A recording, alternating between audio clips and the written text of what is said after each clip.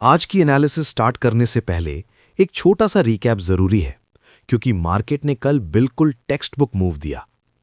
कल मैंने क्लियरली बोला था, अगर प्राइस 4577 से 4574 के एरिया में आता है और H1 में बाइंग का रिस्पॉन्स मिलता है तो यहां से बाय का आइडिया बनता है।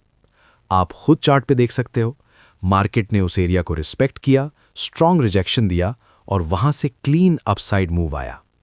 जो लोग मेरी कल की एनालिसिस पर ट्रेड लिए होंगे, उन्होंने पहले अटेम्प्ट में लगभग 400 पिप्स और जब मार्केट दोबारा उसी एरिया में आई, दूसरे ट्रेड में अराउंड 450 पिप्स का मूवमेंट कैप्चर किया।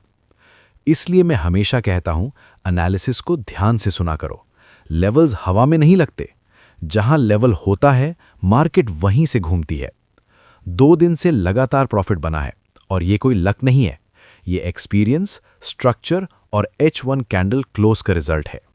अच्छा, अब आज की फ्रेश एनालिसिस पे आते हैं।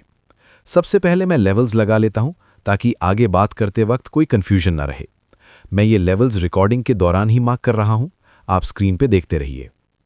एक इंपॉर्टेंट बात शेयर करना जरूरी है, सिर्फ 1 मिनट का पर्सपेक्टिव। जो लेवल्स आप चार्ट पे देख रहे हो, ये रैंडम लाइंस नहीं होती, ये ऐसे ही ड्रॉ करके बोल देने वाली चीज नहीं है।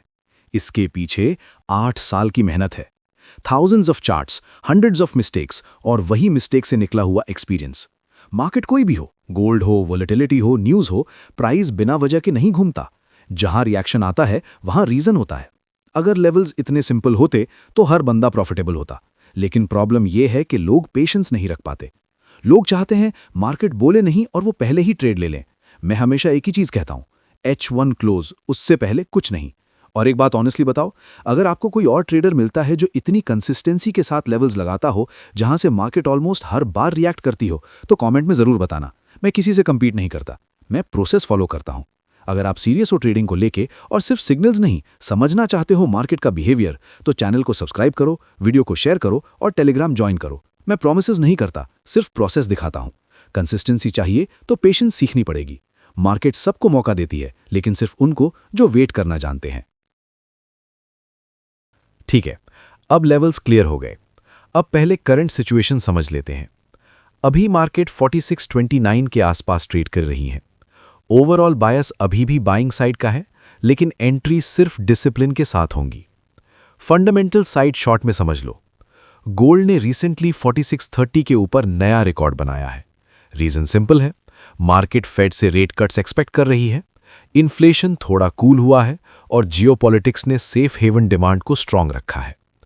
शॉर्ट टर्म में थोड़ी वॉलेटिलिटी या पुलबैक आ सकता है, इसलिए एनालिस्ट्स क्वार्टर एंड तक 4570 के एरिया में कंसोलिडेशन की बात कर रहे हैं। इसका मतलब बेयरिश नहीं है, बिगर पिक्चर अभी भी स्ट्रांग है। रेट कट साइकिल और ग्लोबल अनसर्टेनिटी के चलते लॉन्ग टर्म में गोल्ड में और स्ट्रेंथ का पोटेंशियल है। बायस क्लियर है ऊपर का, बस एंट्रीज हमेशा H1 कैंडल क्लोज के साथ। अब आते हैं आज के प्राइस एक्शन प्लान पे।